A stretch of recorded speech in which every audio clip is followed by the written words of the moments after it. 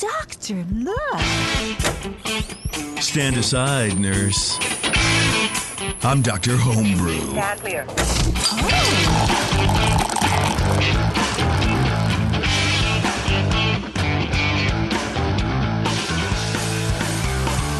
Hey, everybody. Thanks a lot for hanging around. Well, I guess you're not hanging around. This is the first show. This is the intro to the show, Jason. This is what we got to do. It's Dr. Homebrew. What's going on, everybody? The month is May. The time is now. We're talking about home brewing. We're talking about homebrew and, all the hashtags encompassing those things. My name is JP, and with me, of course, is Brian and Brian. Welcome, Brian. What's a hashtag? It's like the pound sign, but it's different now. Hashtag Brian, hashtag second Brian, hashtag Council of Brian's. Yeah, man, something like that. Let's just go ahead and do that. You know, You guys all vaccinated? Can we demask here? well, you can get a computer virus, and that's actually speaking of COVID. It's not really speaking of COVID, but by the way, if you're listening live on Facebook or watching live or whatever you're doing on Facebook, if you have questions about the beers we're trying, or even just home brewing question in general, and you don't want to wait for Brew Strong, you put it in the chat. Maybe we'll get to it. I'm vaccinated, and like a couple weeks ago, I went to a party. I went to my nephew's baby shower, and it was neat. It was outside, but it was like a mix of vaccinated, unvaccinated people. And originally I had like semi-vax. Yeah, I had like double mask, and I'm like outside, and I'm talking to people who I know for a fact are vaccinated, and I'm like, okay, I need to take baby steps. Baby steps. It's like I'm Bill Murray and What About Bob? I got to take baby steps to the door. So I took my masks off because I'm talking to like my brother and I think someone else, and I know they were vaccinated. I'm like, okay, great. And then my nephew comes over, and I'm not sure if he's vaccinated. I don't, and then later on I realize he's not. But like we're talking, but I'm still trying to stay away from people. My other nephew comes up. I know he's not vaccinated because he's giving me a bunch of shit about vaccines and stuff. He's like, I'll go get it right now, man. Are you going to take me? I'm like, no, I'm not going to take you, but I'll tell you exactly where to go. I'll look on my phone right now. He's like, yeah, I'll probably get it. I'm like, you're dumb. Stop being stupid. Anyway, I'll probably wear a seatbelt going home. I don't know. Maybe. Yeah, I don't know. That's the kind of I play it fast and loose, man. Anyway, so I'm like, okay, whatever. And I haven't seen the kid in like a year and a half, so I'm like, I held my breath. I gave him a hug. I held my breath. I gave my other nephew a hug, and I was like, all right, that's it. So like 5 days ago, I start not feeling well, and I'm like, okay, I'm like just freaking out. Because, even though it would be statistically I would have more chance of winning the lottery and then having my testicles explode with the process of getting all the lottery winnings, right? Like they would just burst. Then I would get COVID. One kind of cancels the other out there. I mean, right? If you win the lottery but you have no balls. It's true. I can buy them. Good point. But it sort of coincided. Brian, you picked up beer from me. It was super windy. So I'm like, okay, this has got to be just allergies, because out here it's super bad. The wind is just nonstop. And I felt like shit. And then I started feeling worse, but I never had a fever. And I'm like, I got the ear thermometer. I'm like digging into my ear every 20 minutes. Like my ear canals are sore. Because that's how like loopy I get about dumb stuff. Poke it down deeper. I gotta just because the doctor's like, well, look, you got to do 3 times in one ear because it's a plus or minus 1 degree on that thing. I'm like, Jiminy Christmas. So anyway, I was like, I'm like taking Benadryl, and then so I'm sleeping, and then I'm waking up and I'm tired, and I'm like, I'm fatigued, I'm tired, but I still have my taste, still have all the. So it was just very anyway. Last night I registered to get a COVID test, and so I got my first ever COVID test this morning. Huh? And of course I woke up and I felt perfectly fine. Like I feel great now. Yeah. There's nothing, How'd you do? Did you pass your test? I don't know yet. But better believe I'm refreshing my fucking email every hour, like waiting for the response. But anyway, I don't know. That's been my like hell for the past 4 days, is just like being doped up on Benadryl and fucking anxiety medication.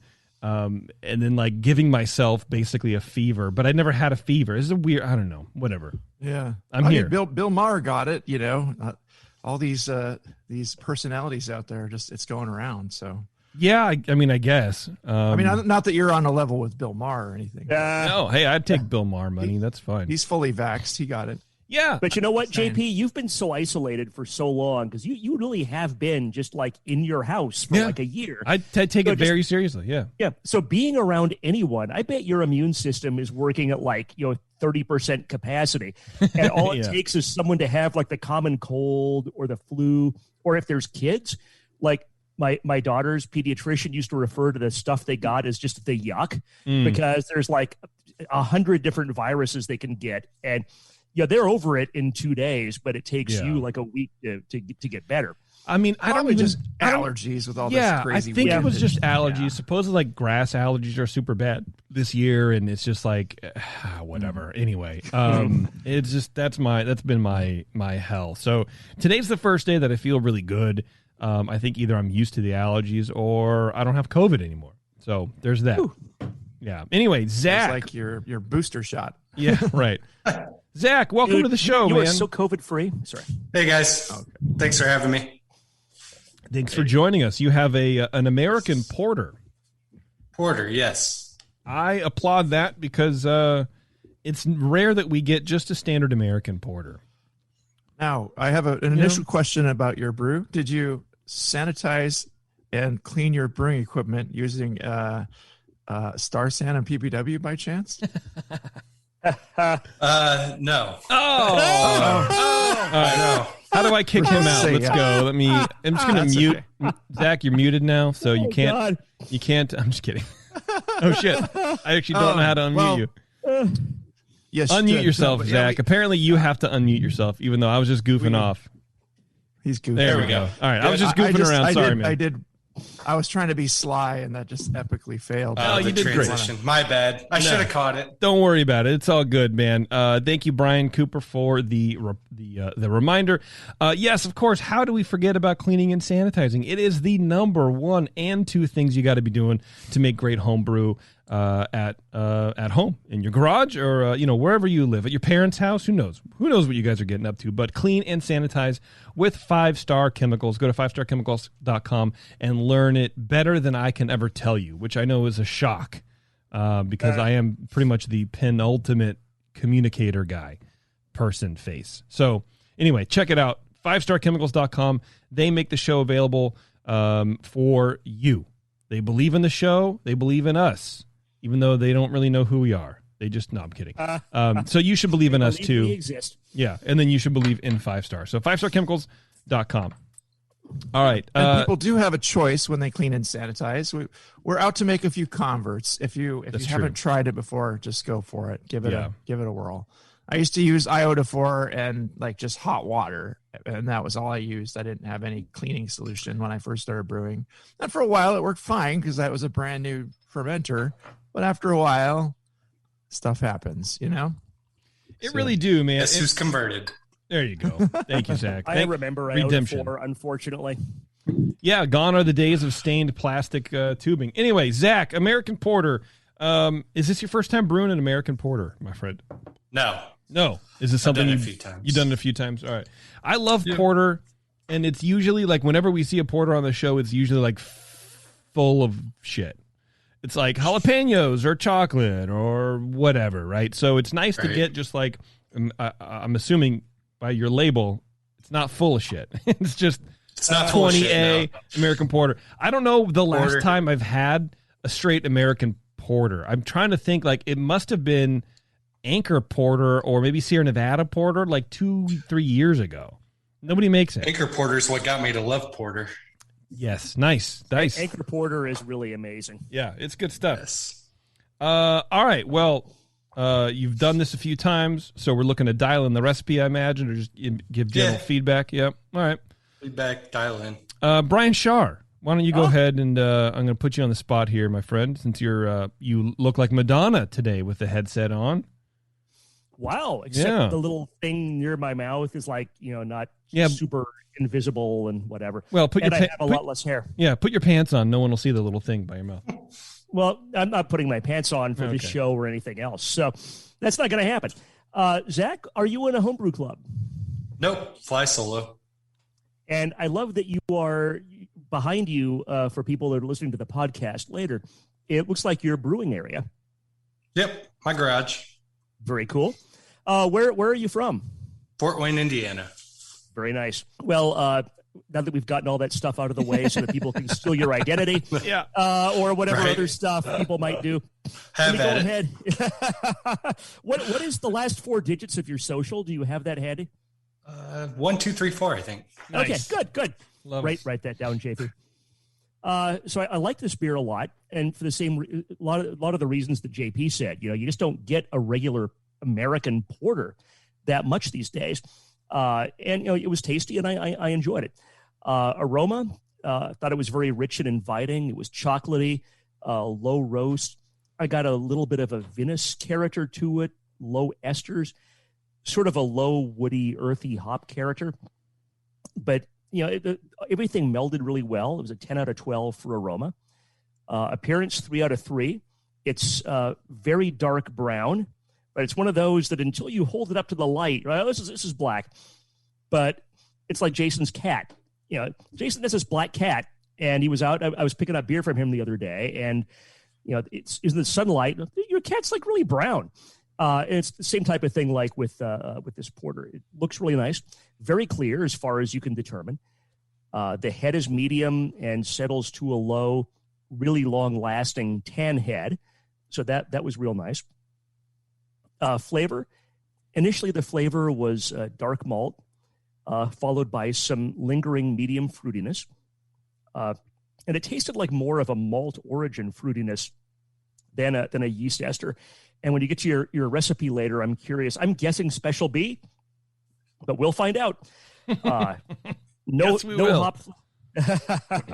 There's no hop flavor, really. That's fine for this beer. This is not supposed to be a hop flavor showcase.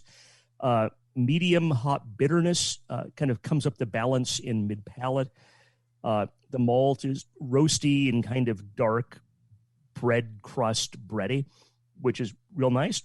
Finish is long and balanced. It's well attenuated. I see this is the for people in the Bay Area, and I'm holding up the back of the score sheet. There's a judge named Roger. That this is like the common when you run out of room and you start writing on the back, you're doing a Roger.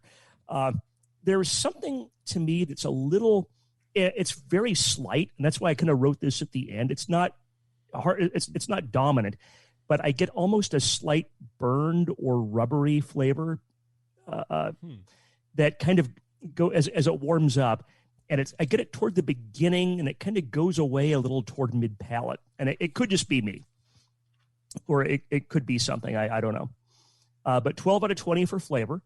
Mouthfeel, 5 out of 5. Definite warming. I wrote this. I judged the beers for this show and the next show about 3 hours ago, and I haven't had anything to eat since then either. This is kind of the first beer that I have when I'm judging and I haven't eaten for a while. I always end up writing down definite warming. I wonder why that is. Medium to high body, medium carbonation, no astringency. I don't know that it's creamy, but I don't know that it needs to be. So, 5 out of 5. Overall impression, I gave it 7 out of 10 for a total of 37, which is very good. I like this beer a lot. I think it really hits the mark in a lot of ways. But there are a couple of things that I would kind of take a look at. First, the fruitiness seemed a little high to me, and it seemed like it was more of a malt fruitiness. I don't know, and we'll talk about it later. If it's a malt fruitiness, that's simply a recipe thing that you can kind of deal with in the recipe. If it was from maybe lack of temp control or yeast variety or something, definitely want to try to keep this, or like any ale yeast, in its happy range, where it's not going to go out and generate too many fruity flavors. And then this sort of burned / rubbery flavor, that can come from several sources. Weirdly, in my experience, brown malt tends to taste real rubbery. Maybe it's just me, but that can be a recipe issue. The burned flavor can often come from pouring an adjunct like a sugar into the kettle while it's still being fired, and you can kind of scorch at the bottom. but sometimes if it's sat in the fermenter a little bit too long, you get kind of that rubbery, soy saucy flavor just from the old yeast. And it has to be a while. It's not like, oh my God, it's been 15 days. I'm going to have soy sauce and rubber in my beer. No, it has to be like a month or two for that to happen. But overall, like I said, I liked it. I'm going to finish. This is pretty much finishing up the bottle that I judged earlier. I'm going to pretty much just drink the rest of this while Cooper is giving his analysis. So thank you for sharing. Yep, Very cheers. good. Thanks. Cool. All right, Cooper. Yeah, the bottle had a nice, good fill, good hiss upon opening, and in the aroma, I got a cleanly roasted malt notes with dark chocolate and medium roast coffee, not burned, medium citrusy, resiny hop. I think I got a little more hop than Brian did. You kind of have to dig for it under the richness of the dark malts, but it seems like it's fairly well hopped to me. And you can go a little higher in the hops for an American anything, how the Americans are. But medium low fruity esters. I'm not getting any DMS or diacetyl. It seems really cleanly fermented and nicely conditioned and bottled and packaged. There's no oxidation, so that's great. A rich dark brown color, as Brian said. You can, I'm pouring in a little smaller sample glass. You can see through the corners really well and see that it's actually nice and clear at the corners. And the head is nicely formed, mostly finer bubbles and creamy looking. It persists quite nicely. Kind of a low tan color. Starts low and kind of just stays low and hangs in there with you as you're sipping it. So, yeah, I gave full points for appearance as well. Like Brian, a 10 for aroma, which was really nice, and 3 for appearance. We're matching up pretty well. Nice. It comes in the flavor. It comes in with a firm maltiness across the palate first. I'm getting more of a dark chocolate element in there. Somewhat roasty, a little bit of maybe kind of burnt dark malt in the flavor, as can be expected. A porter can have a little bit of a burnt essence to it. I'm getting resiny hops, kind of medium low, and with medium bitterness, maybe pushing toward medium high a little bit. It's with the dark malts, kind of complementing that hop bitterness, but it's not a massively hop bitter beer. It's definitely a combination here. So that's actually nice. It's playing well with the bitterness. The clean ale fermentation. It stops short of being really burnt, but it's quite roasty for the style, I would say. The balance is definitely somewhat to the malt, and the finish is nice and dry, so that roast kind of hangs out in the aftertaste. It's again clean, no off flavors. Roger writes his extra comments on the back of the score sheet. I write them in, just wherever I can, and I jam them in the edges of the score sheet where you're not really supposed to write. But these aren't going to be seen by anybody, so it doesn't matter. It's a good thing we brought it up, guys. There's definitely some smooth, sweet alcohol here. Well, I don't want to forget to say anything that I, that I caught about this. No, beer. I got you. Kind of has kind of a cream, coffee and cream like impression actually too, which is kind of interesting and enjoyable in a way. It's like it's a fun lot of flavors going on for sure. It's kind of amped up, I guess you could say. Mouthfeel wise, medium bodied with medium carbon dioxide, slight warming, a bit creamy, smooth, no obvious astringency or slickness. Getting kind of a slight oily or viscous kind of character in the beer. And if Brian was guessing ingredients of special B, that I don't know if I got any special B, but is there's like some oats or something in there that's giving kind of a creamy, smooth mouthfeel impression there.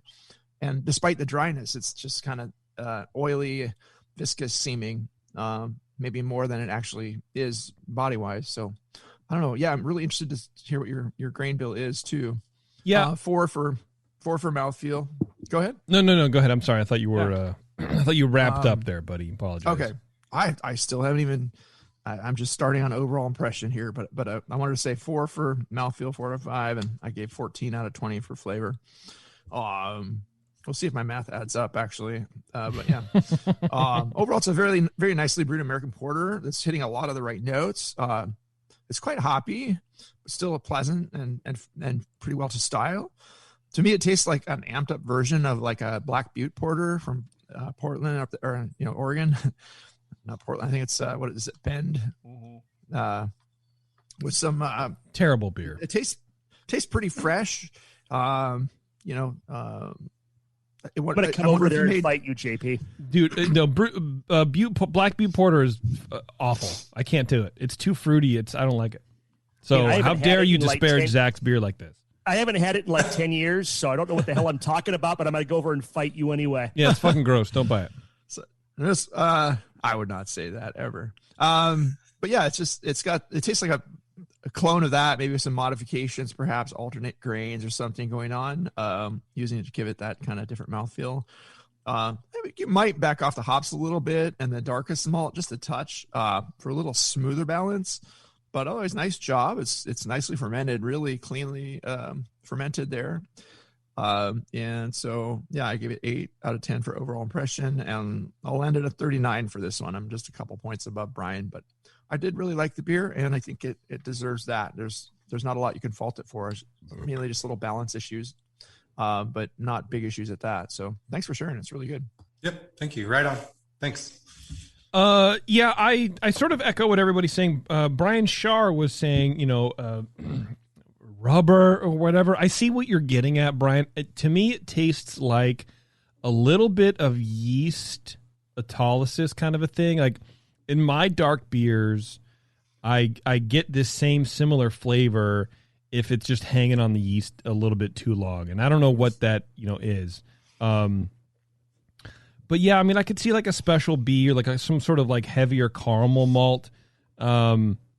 Yeah, there's that mid palate thing that hopefully we can clear up a little bit today. But yeah, this is a very good beer. It's very, very smooth, and those chocolate notes hit pretty good. I get some banana bread, and I'm not necessarily like Crazy that you said it. Now I'm getting that. Like I'm not necessarily loving the banana bread.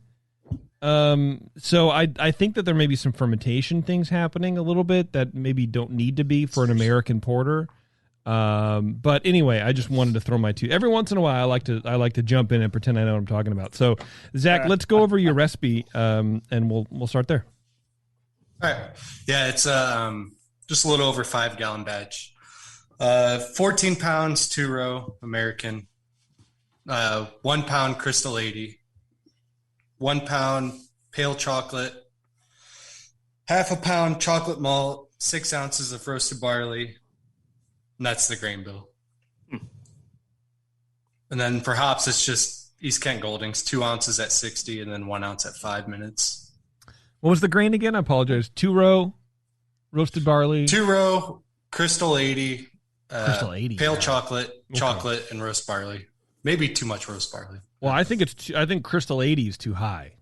Too high? I don't know. I mean, I've always sort of learned, well, not always. I don't know what the fuck that means. I always sort of learned, like, I don't know, somewhere midway along my brewing, I picked up somewhere that you sort of blend your two crystals. Like, so if you want an 80 sort of, component, like a darker crystal, you need those rounder, sweeter crystal flavors to sort of, make it a whole thing. So like maybe go Crystal 15 and a Crystal 40. So you get those sweeter, lighter crystals also, instead of just that, here's that Crystal 80. Because pound of 80. Yeah, and you say Crystal 80, and it does sort of smell like a sack of Crystal 80. It's like, it's right there. So I don't know. I think, again, like anything, it's easy to say once you say the thing, then it's like, oh, well, now I can. Yeah, there it is. I really like how many pounds of Crystal 80 did you say? 1,200. One. Oh, okay. Yeah, 1,200. I really like the blending of the dark chocolate and the pale chocolate. The regular chocolate with the pale chocolate makes a nice blend and gives you some fullness on that end of things too. Kind of like JP's talking about with crystals. You can blend things and get the whole is better than the sum of its parts, or whatever you want to say. Yeah, I think that's right. The sum of the parts is whole of the better. My whole is a sum of parts. Yeah, that's what it is. No, you got it. And what about what yeast? Yeast. I used Imperial Darkness. The Imperial. Yeah. Imperial, and it's called Darkness. The one that comes in the can. No, not anymore. It's pouch. Yeah, they switched a while ago. Yeah. Did you make a starter? Yeah. Okay. And then how long fermentation? What was your fermentation schedule? I believe I fermented at 64 degrees. It was probably in the keg 14 days. Okay. What did your ABV come out at on that one? Higher than I expected. My efficiency. All right. Damn. Welcome. It was my day off, and my wife was working. I was like, I'll meet you for lunch. So I got it in the mash tun, went for lunch, came back. It was 2 hours later. It's like, and now my efficiency's higher. So it's your wife's fault. 7.6%. Yeah, it's beefy. Wow. I didn't get that. I wouldn't have gotten that. It wasn't just me not having eaten for a while why I felt warming. Yeah. Right. Yeah. It can go up to 1070, so it's not that, it can go to 6.5, but yeah, you don't want to go. It's like 8 points higher than what I I mean, I wonder if that sort of accounts for some sweetness or something. Well, not even that, but like the egregious flavor profile of the Crystal 80. Because Crystal 80 can get like crystally, but then you get the husky thing and you get the whatever. So like if it was sitting in the mash tun for a long time, just cycling or whatever, maybe the overconversion sort of extracted a little bit too much. I don't know. Sure. Yeah, it was like 2 hours in the mash tun. Yeah, but maybe it doesn't matter because at some point it doesn't. I've read it's like 15, 20 minutes into the mash and all your conversions happen. Yeah. You just have to wait for the starches to become, or the sugars to become soluble, and like whatever. That's what you're waiting for. So whatever. But personally, I would tackle the crystal malt faction. Yeah. Okay. It's a little. I don't know what this means when I'm moving my hand in a quarter turn counterclockwise. I get it though. Yeah, you get it, right? You're tackling it with your hand. Yeah.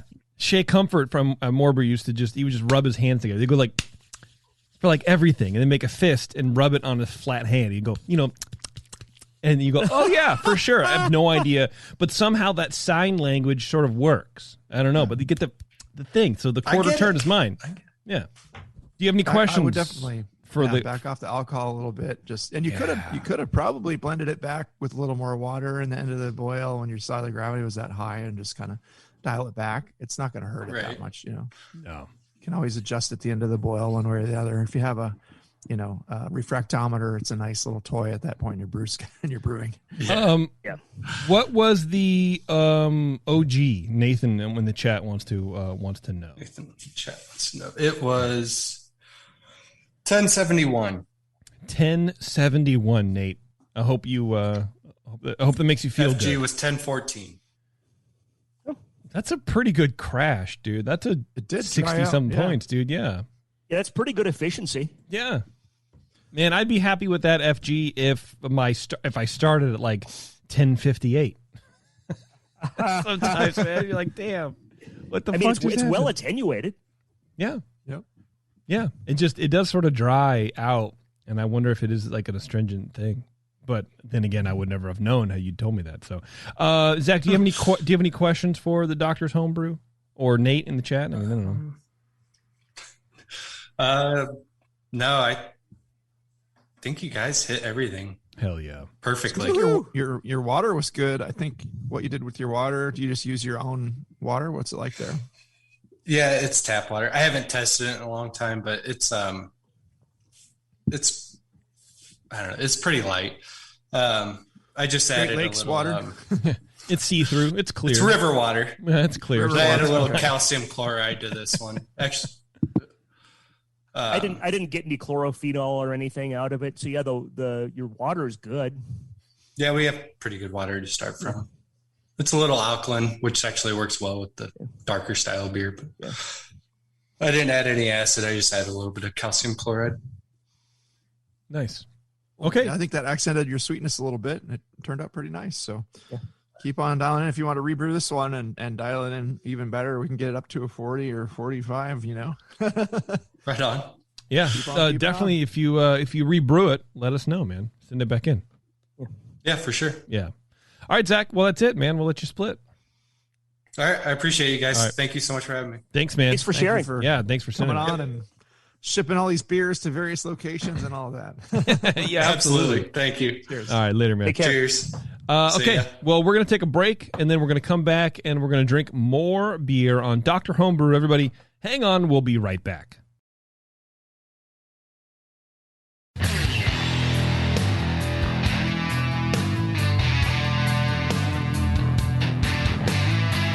Now, back to the examination.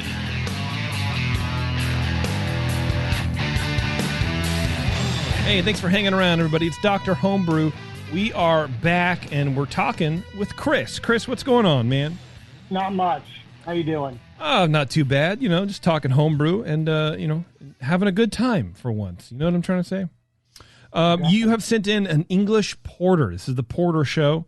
And, look, we don't get a whole lot of porters. Every porter we get is usually just full of shit. You know what I mean? That's what I told. Not only is it an English porter, it's a specialty English porter. It's what I told Zach and, whatever. Anyway, what is the specialty part of your English porter, man?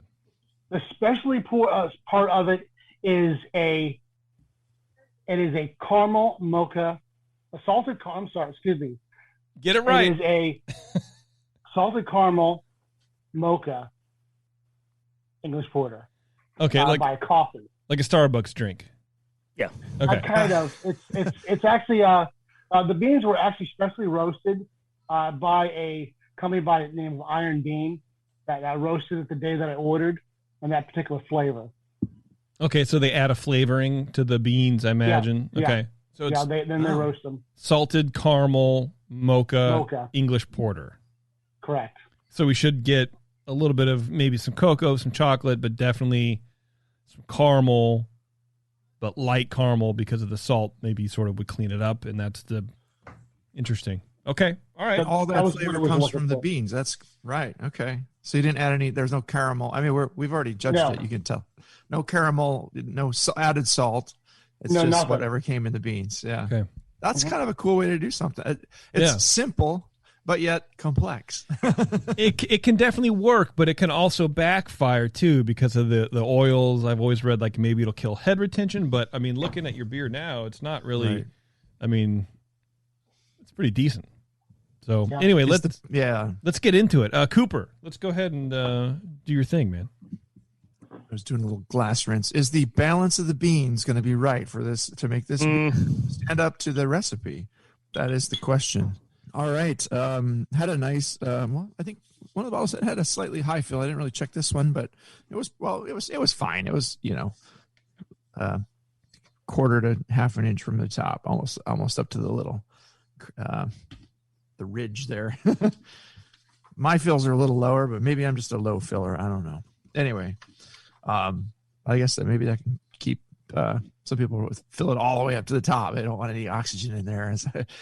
Okay, sometimes it comes out fine. I don't prejudge it based on anything like that, but it was fine. It would have passed muster. A light hiss upon opening. So we're judging it as a 30A, which is a spice herb vegetable beer, and getting into the nose. I'm getting a spicy kind of a green pepper-like quality jumping out in the nose up front. But there's definitely coffee-like and roast behind that. Some light burnt dark malts, kind of medium low, no obvious hop. I'm getting a little caramel and molasses, and I'm digging for the caramel is hinting at sweetness, but the roast and stuff is kind of pulling away from that a little bit. It's kind of a balancing act there. There's kind of a dark caramel character to it, I guess, with the coffee pulling it to get towards that side. Seems like clean ale fermentation, no DMS or diacetyl. Light esters only. And the pepper kind of lingers, but it seems to be diminishing as I get more other things in the beer. So but it does. Initially, it was a little stronger, and then it pulls back just a little bit. It's just kind of a fleeting, maybe kind of a volatile aroma that starts going away as it sits in the glass. Appearance-wise, pretty nice, medium brown color with a lighter tan-colored head, finer bubbles mainly, and it persists for a moderate amount of time. It's starting to fade a little bit, but it does stick around for a fairly good time. It's not perfectly clear. You can see through it, but there's maybe a tiny bit of haze, not too much. In the flavor here is okay. A lot less green pepper to me. It comes through much more muted, and the style really shines a bit more in the flavor to me. It's caramelly sweet, low coffee, some vanilla-like notes playing off each other really pleasantly. And it finishes fairly sweet and almost like cream-like, I want to say. I mean, it does have that like that creamy, rich, caramelly, creamy impression of a coffee drink, like a froofy coffee drink. Yeah, like a Starbucks, John. It's like, sweet coffee, low chocolatey. There's a bit in the aftertaste mainly. Salt is pretty restrained if I'm looking for salt, but as the way you explained it, that's maybe, I doubt maybe they must have dumped some salt in that coffee to make it declare it as such. But the balance is definitely the malt. I'm not getting any flaws here. It's very clean ale fermentation here. So yeah, nicely done. I did like the flavor more than the aroma, I would say, for sure. So mouthfeel wise, medium bodied, no obvious warmth at all. It's not astringent. It does have a faint burn, maybe from the pepperiness, or I could be imagining that, but I've been known to just grasp at straws and going for something. So, it's got a different, unique mouthfeel to it. There's maybe a little bit of astringency from the coffee, just a little bit of a roughness, a bite. Medium low CO2. But otherwise it's quite creamy and smooth drinking, really. A cleanly brewed overall, interesting beer that expresses itself best in the flavor to me. Comes across like a little more like a caramel latte with just tons of cream and quite a bit of sugar. Really pleasant, good balance overall, and I get the declared style in there. The English porter, the base is nicely done, and the coffee is blending well with it. I'd say I would like a little more chocolatiness to be a good mocha. The caramel is definitely winning here. But it's so pleasant with that creamy character, you don't really care. It's just so interesting when I come into the nose now. So I'll go back to the aroma again, and that green pepper is almost gone now. It's going, it's kind of fleeting. What the first initial pour, when you just dump it in there, just fluff it up, and comes right at your nose like, oh, spicy, almost like jalapeno, like green pepper. And now it's just like a muted, like blanched, basic green pepper in the background. I want to hear more about how you fluffed it up. Well, you do. Just pour it as a judge. You pour it straight down the glass. And okay. It just the center pour in the glass. Okay, gotcha. The CO2 comes out as suspension, pushes all these aromas up out of the beer into your nose, and you just several short sniffs, and you get a lot of different notes there. So Char got a little excited for a second. I thought it was a really pleasant beer overall. I'm going to land it at 37 on this one.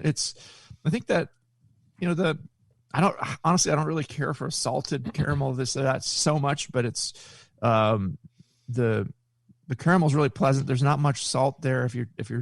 I'm not detecting any real big saltiness in it. Not that it needs to be big, but even to balance. And the chocolatey element is a little bit light for mocha. So to me, it's almost like declare it differently, just a caramel latte English porter or something. I don't know. To me, that's what it's kind of expressing like, but I think it's really pleasant for what it is. It's just a fun beer, and you did a good job with it. Obviously, you know what you're doing, and it's clean. Really interested to hear what the grain bill is when we get to that stuff too, and the yeast to use. But let's listen to Brian's comments and hear what he has to say. Let's listen intently, everybody. And he might ask you some questions, so get ready, Chris. Yeah, maybe. All right, Brian Shar, go for it, dude. Something about Folgers crystals should be in here now, I think. But so, Chris, are you in a homebrew club? No, I'm not. You and Zach got to get together and have a club. So where are you from, Chris? I'm from Elwood, Indiana. Yeah, you guys are like to college with the guy from Elwood.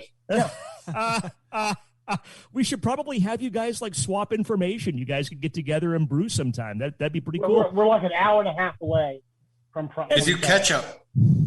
Okay. See, we're doing some brewing matchmaking right here. Some people can get together and brew together and help each other's beer out here. So and they both like porters. Yeah, exactly. Indeed. This is like a match made in beer heaven. But Chris, I thought this was a really smart combination because I was kind of going through the process of whenever you're doing a specialty beer and you have a base beer and there's the whole thing about balance and it was a really smart thing to do to the English porter because English porter has caramel. That's one of the things. It's a flavor characteristic. And then coffee is tricky to work with in beer. When it's done well, it's really good. And when it's not done well, it can just overwhelm everything, and you end up with like a mess. This I thought was really harmonious overall, just as an introductory statement here. The aroma gave it 10 out of 12. Aroma is medium chocolate, and I got a lot of hazelnut. I doubt you put hazelnut in here, but I think it's just a combination of the different flavors. And it's just hard for me to not smell and taste hazelnut in here, which to me is kind of a miracle. That I love hazelnut, and we'll find out later on when you tell us your recipe. But man, to do that with ingredients that aren't hazelnut is really cool. As it warms up, the hazelnut gets more pronounced. I get there's definitely a coffee and mocha aroma, very inviting. Again, 10 out of 12. Appearance. 3 out of 3. Color is dark brown with ruby edges. It's not quite as dark as Zach's beer. Zach is still sitting here listening. So yours is a little bit less, but that's fine. These beers don't mix them together and see what happens. Maybe later we will. That's a good idea. But not every dark beer has to look like Guinness, right? It can be a porter and not have to be jet black. It can be brown like this, and in fact, historically, they are just dark brown like this beer. The head is medium, but dissipates to a low level pretty quickly. The sample is very clear. So the oils and the coffee got to the head. Still gave it 3 out of 3. And I think it's important, just from the standpoint of judges that are listening to the show, perhaps, some of these things can get tricky when you're into specialty beers or experimental beers. And it can be hard when you're at the judging table to, I need to read this style and that style. But when you read the spice herb vegetable guidelines, they take into account that the oils in some of these things are going to affect the head, and essentially tells you shouldn't knock off points because the ingredient causes the head to not be. There's a little head here. You can see the edge. You can see the edge here for people listening to the podcast. I'm holding the glass up, and you can see like a little bit of a ring on the edge of the glass. But it doesn't. Not every beer has to have a 3-inch big pillowy head on top of it, because sometimes the ingredients just don't allow for it. So it's in terms of fairness to the entrant, I think it's important to be careful with spice herb vegetable and some of these categories to be sure you're really understanding what they say, so you're not knocking points off that shouldn't be knocked off. Flavor gave the flavor 14 out of 20. Initially, the flavor is malty, nutty, hazelnut, dark malt. Some medium degree of coffee comes up right after. There's a low to medium bitterness that sort of just balances in mid-palate, which is real nice. Overall, I think this beer is just super well balanced. Finish is medium in length. The coffee is a lot more noticeable than the caramel to me, but the caramel picks up at the finish of the finish, which is kind of interesting. Really well attenuated. I didn't get the green pepper. I got a hint of green pepper, but I didn't get it as much as Brian did. And that's just one of those things, probably like cilantro, right? Different people are sensitive to different flavors and different concentrations. And I'm not doubting that Cooper tasted it or that it was there. I think he made us, I may not be as sensitive to that as he is. Yeah, mostly in the nose, and it was, again, somewhat fleeting. It was initial blast when I always smell the beer as soon after pouring as I can. And that's just the first impression that I got. And it stuck in there, but it faded. So, yeah. Okay, I'm not disagreeing with you. And I always smell it right when it opens also. Yes, you are. I just didn't. Got his ass, dude. I didn't quite get the green pepper at the beginning myself. But maybe it's one of these things where you're just a little more sensitive to it than I am. And that's fine. The green pepper? the green pepper. I got it immediately, but it faded in the aroma for me, but not in the flavor. And JP, you're more of a coffee guy, and maybe that's a thing that your nose and your palate gets trained to. Because like you roasted your own coffee for a while, right? So you're like really familiar with this stuff. Yeah, I mean, I worked at Starbucks, and so they sort of go through the tastings, and I was a coffee purchaser for a while at More Beer, More Coffee. So I've tasted my fair share of coffees. This for me, were you done, Sharp? Sorry. No, I'm not quite done. All right, then get done, bro. Make it done. I need to perform. Mouthfeel 5 out of 5. Right. Body is medium, no warming. It's not creamy, but it doesn't have to be. There's not a stringent 5 out of 5. Overall impression, 8 out of 10 for a total score of 40, which is excellent. I think the choice of the salted caramel was really smart. Because, like I was saying earlier, it kind of complements what this beer is supposed to taste like. I never got the salt, but that's like probably a water chemistry thing. The salt is probably just going to get absorbed into the. It's just going to be like a yeast nutrient or something. It's not going to give you a salty flavor. We could easily fix that too. My kitchen's right over there. I got the salt shaker handy. We can see what it tastes like with salt. Exactly. But, I thought it was really harmonious. I would have liked maybe a little more body.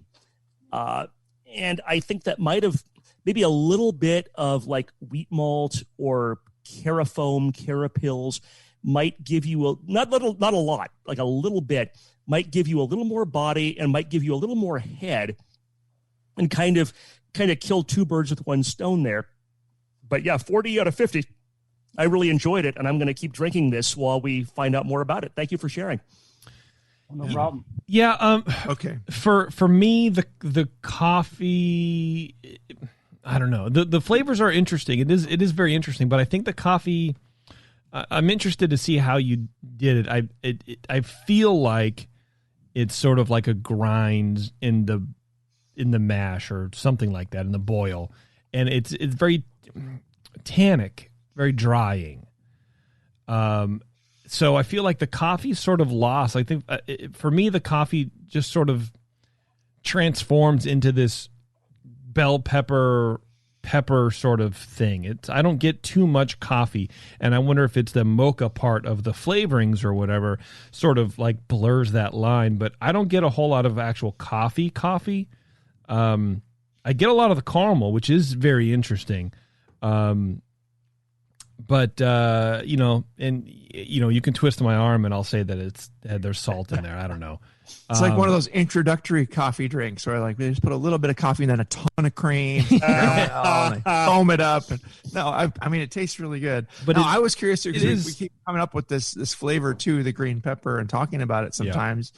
Yeah. And I mentioned that we were tasting a specialty porter to friend of the show, John Palmer. He was actually a guest on our Homebrew Club's meeting the other night. So I had a little conversation going with him on Facebook Messenger. And then I just said, where does this green pepper aroma come from? It was a really good beer. It's detracted a little bit from this specialty porter. And I didn't even say what kind of specialty porter it was. I just said, I thought it was coming from the dark malts, but he said green pepper comes from oxidized coffee. It's not, that's all he said. I think Palmer's wrong. Okay. It's not oxidized. It's inherent within the beans itself. There's a compound in there that sort of like has that green bell pepper. Not all beans have it. So it's like, you know, and especially Chris, you know, you said that these beans were roasted fresh, delivered. I'm sure you didn't let them sit out. You roasted them and whatever. So so I don't think that it's oxidized. Having a lot of coffee beers over the years and talking about it and doing all this stuff, I don't think it's oxidized coffee. It's either too much coffee or not the right roast level. Sometimes a lighter roast level can bring these things that a darker roast level will cover up. So I don't believe it's the oxidized part.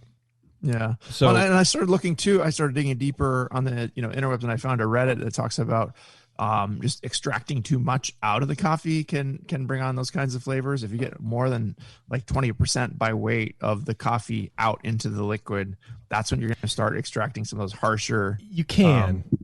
Peppery flavors or whatever else, other harsh flavors. But it's not. It's interesting because, like, just listening to other brewers talk about it or whatever, I don't know if there's a hard, fast rule. I personally think it more depends on the type of bean, like the origin bean, and the roast level. And I think if you have a decent bean like a Colombian, sort of bean like a Sumatra or a Colombian or whatever, like a beans that typically get roasted darker, you can put more in there. And you'll be fine at a darker, medium dark roast. But if you're going like a Kenya, which is typically light to medium light roast, if you want to try these blueberry flavors or whatever, I don't think you can put as much in there. But I don't know because I'm stupid. I think but really handsome, so it just works out. Yeah. More coffee for a shorter time might be your friend, and that's something you can. I think so too. But let's talk about it, Chris. What's up, dude? What's up with this coffee? Let's go. Let's talk about it. Okay. What's your recipe? So first, I'm gonna start with the recipe. It was 10 pounds of brewer's malt, two row, 12 ounces of caramel, 10, 12 ounces of chocolate malt, and then 4 ounces of black patent for a 5.5 gallon batch. Wow, you used black patent. I didn't even. That was a very gentle hand with that, because usually it's so acrid. I didn't get any of that, which is usually why people don't like to use black patent. Yeah, I used very, very little black patent. Mm-hmm. Nice. Now onto the coffee. It was fermented with Nottingham yeast. I think it finished off in like 10 days. I racked it off into a keg. In that keg, I had a cold press, and not a cold press, but just cold brew coffee. It was 4 ounces of coffee and 24 ounces. This is why I think we made the mistake, is I went for the 24 hours, drained it off, dumped the coffee, refilled it, put the coffee back in. So I think I over coffee. That's something that I've changed. I'm making it again with only one pass of the coffee. So, okay. Well, so here's the other thing. I don't have much experience with cold brew coffee. So you made the coffee, and when you drink the coffee, first of all, Chris, do you get the green pepper that we're talking about?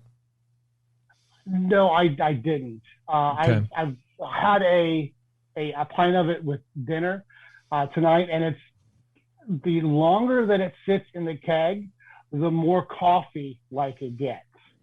I could see that. So, I mean, it's probably a deterioration of the porter also that's contributing to some of that too. So I'm going to back it off. Yeah, I mean, because if you're double cold brewing, I don't know that's it.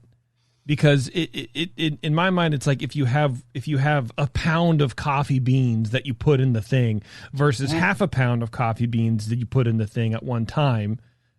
You know what I mean? If it's coming from one source, I think you might have a more of a chance to get this green pepper thing. But if you have two fresh sources that are small, I don't know that you're gonna get that. I don't know. It's too much. Send me the coffee. Send me the cold brew. Let's try that too. Fuck it. I'm just kidding. And how also just how much once it's in secondary and decide what ratio you want to put in there in secondary. Yeah. So how much cold brew did you put in again? It was 24 ounces of cold brew coffee. 24 ounces in 5 gallons? Yes. That is a lot. That's 24 total. So I probably need to back it down to. I think you need to back it down. Like 1 pass. And then how do you? And then what's your ratio for the cold brew? What do you mean? Like how many ounces of coffee to water? It was 4 ounces of coffee in the 24 ounces of water. Oh, JP's really I'm here. trying to think about it, man. Too. I'm trying to think about like. It was a Colombian roast. It was a medium grind. Okay. Yeah, because it's so. I would try. I mean, I don't know. I mean, listening to some of the shows that we've done on the session with people, they've had success with just whole beans in the fermenter, or like a French press roast, and letting those soak in the fermenter, or doing a cold brew, on that. So I don't know, but you're not putting in the thing, so it doesn't really matter. You're doing the final process. I mean, I would back down. Try backing down by like a third, because it is sort of an overwhelming thing. I don't get a whole lot of the porter that Brian Shar was getting. It's kind of a bold, adventurous thing to do, to put a flavored coffee in a beer, though, and just like, hey, let's throw caution to the wind. It's actually being done for the friend of a family that is the roaster. We're brewing up a batch of it, and it's being sent to Ohio. And it's going to be in the shop. We're going to give away samples of it. That's tight. Oh, wow. I love it. That's cool, man. What's your friend, the friend of the family, roasted the coffee? Correct. What's the shop? Iron Bean. Iron Bean Coffee out of Ohio. Iron Bean Coffee. All right. Yeah, it's I think Chris, honestly, man, I think that you have the right take. I think I think there's too much coffee in it. I think because it's giving such an intense caramel flavor. The only way you're getting that, it sounds like, is from the coffee. I mean, you put crystal malt on there too, but whatever. I don't get a whole lot of the base beer, and that's what I want to taste. Yeah. So I think Crystal 15. It was pretty light too. So yeah, I think you're right. I think you're right. 10. Yeah. Now Zach probably has a friend of the family who owns a brewery and could take this recipe once you get it finally kind of perfected and brew it on a commercial scale. I'm just guessing here, but maybe that's something that some ins and outs. We'll get it figured out. Yeah, I mean, you know what? Tasting this again, it tastes like a candy coffee. Yes. So yeah, dude, I would definitely back this dose out. And what you could probably even do is take the beer, ferment it just normally. And then you can figure out your dosage with the cold brew afterwards, and then just do math. That's how math works. I think you can just do math, and then you can go, okay, this is how much I need to preserve the beer flavor, but also let the coffee shine through. Because I do think that caramel flavor is a good flavor. It is complementary. So the roaster is doing it justice on that, but I do think I think it might be too much. It was a week after. Yeah. It was excellent a week after, and then it just kept getting stronger and stronger. It's still excellent now. So there you go. But I've got my 50-50 blend now with Zach's beer and Chris's mixed together. Jesus. We're going to see what this tastes like. All right. Yeah. What's that score? Score it, Cooper. Let's go. As what? Okay. I'm going to wash everything out with this Pilsner from Crooked Lane. So that's all. Oh, my God. It's 50-point beer. No. All right. Well, Chris, do you have any questions for the boys? Really, no. I think we answered all the questions that I was looking for on this particular beer. Nice. You said, add a little bit carafoam, probably back down the coffee by like a third. Anything else you think I should change on the recipe? Because I'm getting ready to brew it again. Turn it into a lager. Salted. I would add salt if you declare it as salted, or just take that out of what you're declaring. Yeah, I wouldn't declare salt because it doesn't add. It's just going to take away from you. And if you add salt, I think it's going to make this beer go a direction you don't want it to go. I think you're right. Okay. That's very good. Yes, because salted caramel. There's a reason why you don't add salt to beer unless you're freaking 22 and you're doing it to your friend and like you do that thing where it bubbles over at the bar. I would take the salted out of the descriptor. Yeah, agreed. Well, what I wanted to do is just, put it as a coffee porter, but I wanted to have a description. Yeah. Maybe just, have it simplified. The caramel adds a lot to it, and that's really key to the beer. Like as I blended it with Zach's beer, it's not, the caramel is more missing, and it's just like, well, okay, it's just a nice porter with a little caramelly edge to it, but not as balanced. So yeah, you got to be careful pulling the coffee too far back, because you're gonna the caramel is strong enough that it'll stand up to that. So yeah, and maybe I don't know. The black patent is an interesting twist too. I don't know that the way your restraint with it is commendable, but wow, yeah, that's a dangerous line to tread, I think. Yeah, well, I think that's a recipe that I've been working on for probably about 15 years. Wow. Well, I wonder if you're pulling back on the patent, or you're pulling back on the coffee. I wonder if you're not going to have to pull back on the patent also, and I wonder if the patent is sort of affecting the coffee flavor in a certain way, because for me, I've had beers that have too much patent in it, and they taste like green bell pepper. So it might be a combination of those two things. I think for me, I would love to see you do this beer 4 different times to really dial it in, because I think there's a lot of things at play that can throw it. I think, JP, you're really right about the black patent, because it didn't. Chris, you did a good job with being very restrained with it, where it didn't come across like you're licking a campfire, or like ashes, or like it can be even a little bit too much. Can just turn a beer into like, I thought I put all the ashtrays out like in 1985, but there might be some interaction with the coffee that we're just not thinking about. Yeah, how old is this beer, Chris? It was brewed on like the middle of about the end of February. Oh, that's not that old. Okay. No. Yeah, I mean, there is also something to be said for coffee beers being consumed fresh, and I know that as a result of the show, it's hard to like get that whatever, but as things age, someone in the chat, Paul in the chat, dropped an article we should look at. But he says, green pepper tends to show as beer ages in my experience judging them. It seems to be more related to dark coffees and over-extracted coffees. Yeah, I disagree with the dark coffee thing. But over-extracted, yes. Over-extracted, and it's the extract time, and it's the roast level, and it's the bean. And you gotta find that line. That's why I'm saying, Chris, I think you're going to brew this a couple times to really dial it in.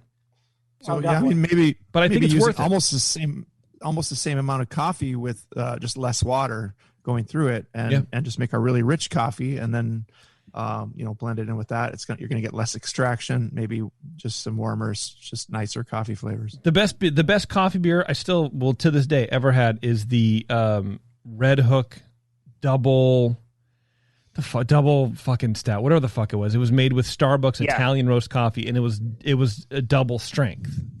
I remember that beer. It was and good. Came in that 22-ounce bomber, and that shit was amazing. It was good.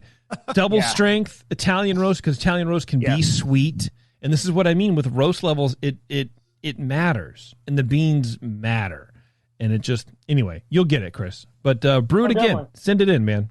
Yeah, well, I'll brew it again. Send it in. Maybe brew like a huge batch, split it 4 ways, and then label them and send them. Yep, do it, man. We'd love to participate in that. Sounds good. All right, we're going to take a quick break, everybody. We're going to come back. We're going to wrap up. It's Dr. Homebrew. Hang tight. We'll be back to tuck you in for a long night's I don't know, whatever. The leader in affordable, high-quality kegerators is here. Introducing Komos, the kegerator designed with serious beer drinkers in mind. It features an all-stainless steel draft tower, a major upgrade over traditional chrome-plated brass towers, and Komos keeps your new tower cold with their air-cooled tower fan, wrapping your beer lines in frigid coolness. Your beer is poured from innovative forward-sealing faucets that don't leak, so they stay cleaner for longer. Dual gas inlets on the rear of the fridge allow you to run both CO2 and nitrogen gas. Serve your beer with CO2, serve your kegged wine or even cocktails with nitrogen. The digital temperature display has the largest range available, allowing you to use the Komos Kegerator for fermentation if you need to. And now Komos Kegerators ship with duo-tight draft fittings for that click-to-connect assembly we've all dreamed of. Buy direct from KomosDraft.com and receive free shipping on your order. That's KOMOS Draft.com.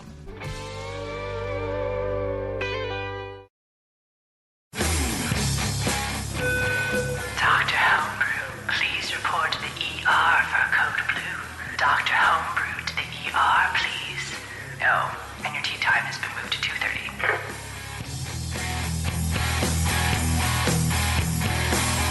All right, everybody, thanks for hanging on. It's Dr. Homebrew. We're going to wrap things up. Chris, Zach, thank you guys for sending in beers. I really, really appreciate it, man. Mans, brothers. They're the Porter brothers. Yeah, the Porter brothers. That's right. Porter brothers. That's right. We're going to collaborate on an English-American coffee porter, but really it's going to be a lager for JP because he is cool and hard to please. Anybody else wants to send us a coffee porter or any other kind of beer or a regular American porter to make JP talk about coffee for an hour? I'll do it. Email to Brian at thebrewingnetwork.com. Fucking threaten me with a good time. For a while, I was the only Brian on this show, and since we've added a Brian, but he's okay. We'll keep him. That's right. Thank you. But we're ready to take some more beers. Yeah. We can get some more beers in this summer and have some fun. Yeah. You know, coming out of COVID, brew with your friends who are vaccinated and do a collab beer. And, you know, we can have joint entries on as well. Whatever. It's all. Yeah, whatever you guys want. Fun. Brian at thebrewingnetwork.com. That is the email addy to use. Brian at thebrewingnetwork.com. We will take mead, cider, kombucha, hard seltzer, soft seltzer. I don't give a shit, dude. Give me whatever soft seltzer is. If you're sending in wine, I like a good rosé. I like a good Pinot. So if you got some of that shit, send it my way. And fermented vegetables. Yeah, fermented whatever, man. And if you are sending in wine, I promise you we will get a qualified wine person on to do this. It's not going to be just, paid the $100,000 in shipping to get us. That's not what it's going to be. So send in your stuff. We really appreciate it. Also, listen to everything else that the Brewing Network has to offer. We are still pumping out shows. I talked to Justin today, honestly, for a little bit, which was kind of nice. It was interesting. We're still not ready to get back into the studio just yet, so this whole format is still going to stick around for all of the shows. But soon, hopefully we'll be back together, doing the content that you guys, love. So thanks for sticking with us through COVID, through the lockdown stuff. And hopefully as everybody opens up, and everyone gets vaccinated, we can sort of move forward and pretend like this ugly year never happened or whatever. I don't know. Anyway, thanks a lot, everybody, for tuning in. Chris, Zach, thanks again. I appreciate it. And we'll see you guys later.